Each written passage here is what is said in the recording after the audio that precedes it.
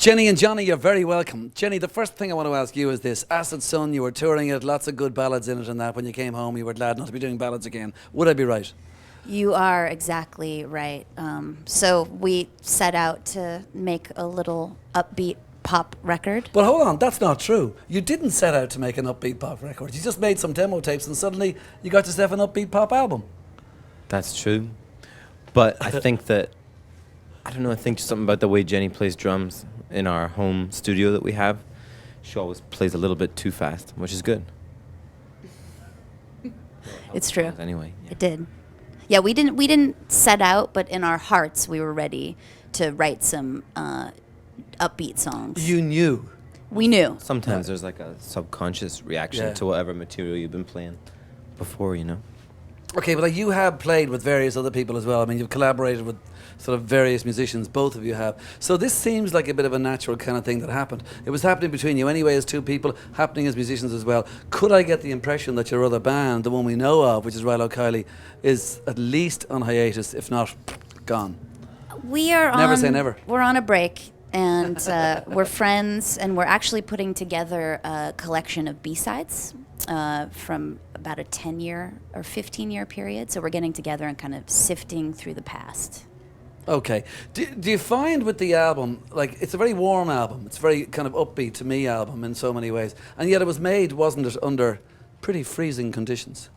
It's true. We went to our friend Mike Mogis' studio, who's actually playing foosball in the lounge as we speak. He's bright-eyesing, is he? Yeah. He's in Bright Eyes, and we went into his studio in Omaha, Nebraska in the winter of 2009. Yeah. And recorded it, and it was one of their worst winters on record. And we brought our kind of California sunshiny songs, and he kind of made them a little bit colder sonically, which is what we wanted.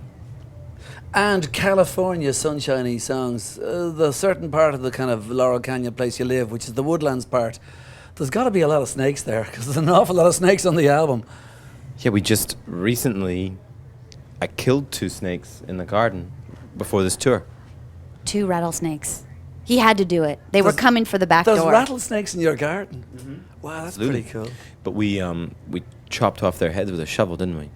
Well, you did, and I screamed from the distance. Yeah, she was trying to make a video of it with her camera phone, and when I chopped the first snake's head off, she screamed so loud that she accidentally turned off the camera phone, so there's really no evidence of it beyond. It looks like a snuff film, kind of. Wait a minute, I got the impression you like snakes.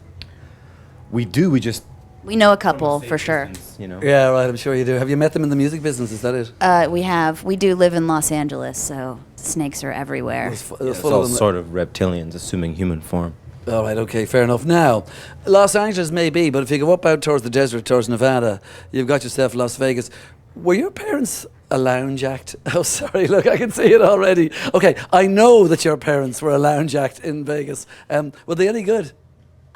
They were. I think they were kind of avant-garde without meaning to be. Avant-garde in Vegas? There's no room for that. Well, an early drum machine. My Right, father okay. played harmonica, and my mother played bass and sang. And they did mostly cover songs. All cover songs, actually. And actually, my mother went into labor with me on stage at the Sands Hotel. Ah, isn't that a lovely story? What a lovely, in the Sands Hotel. Showbiz folk. Did they do kind of like lounge classics kind of thing? I love you just the way you are and all these kind of things? Yeah, and classics of the day. Right. But it was a great time to work in the lounge because the big acts, you know, Sammy Davis Jr., Yeah, right, they of would come course. through and Wow. check out all the lounge musicians. So on any given night, you know, you never would know who would be in the crowd watching you. And what was the music that you guys were listening to growing up? I mean, is it the standard stuff of the 60s Beatles, 80s Cure, all that kind of stuff? I think for me it was much more classicist and standard, but for Jenny, very unique, like a lot of like early 90s hip hop and stuff like that, mixed with like Laura Nyro and LaBelle and all those kind Roberta Flack. It was basically my mother's record collection and then my hip-hop obsession. And that's Right. when I started writing songs, mostly inspired by hip-hop lyrics. Okay, but writing songs, Switchblade and Big Wave and stuff like that, I mean, they are what I would call, if you like, recession songs. Can I call them that for starters? I mean, like, you know, you are Sure. saying things there, you know, in the songs. You They're know? recession-friendly, Yeah. for sure. Like, I mean, you know, you bring up the idea, you know, let's talk about Palestine in a pop song here. Like there's stuff going on there. Yeah, and it's kind of sugar coated, I think. Yeah, So it yeah. sounds really sweet, but underneath it's kind of like a sour candy. Okay, well then tell us about the song you're going to play for us, which is Animal. I mean, should I read more into it than I might? I don't know. I think it's kind of on the tin, as they would say.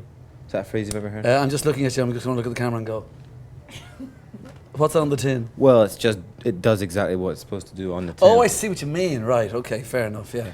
Okay. But I don't know. It's probably like, in music we have the luxury of we can be overly simplistic if we want to. Okay, well listen, look, I'll tell you what, over simplistic, could I say then that I'm having fun now? You really did have fun making the album, which is the obvious question I'm sure you've been asked loads of times. I'll answer that. Yes, they were having fun making the album. Now, will there be an I'm having fun 2, 3 and 4? In other words, follow-ups. Like I'm having considerably more fun now, or Or I'm not having fun anymore. Not having Not as much having fun as I used to. Yeah. Well, it's been our mantra. I'm having fun now. Yeah. So when it stops being fun, then I think the band will break up. We've only got like 4 shows booked left, Right. and so And then a it's- decision comes on about an album number 2, for instance. Yeah. Right. Do you have songs ready for it? Will there be new songs in the set tonight? There won't be any new songs in the set tonight. I think we may make solo records first, unless of course, some sort of Twitter campaign starts for us to make. Saying another we one. want Jenny and Johnny too, Yeah. or else. Yeah, or else. Right. It's on the tin. Okay, well, Animal is the song you're going to play us, and we can catch that one later on. Jenny and Johnny, thanks a million, folks.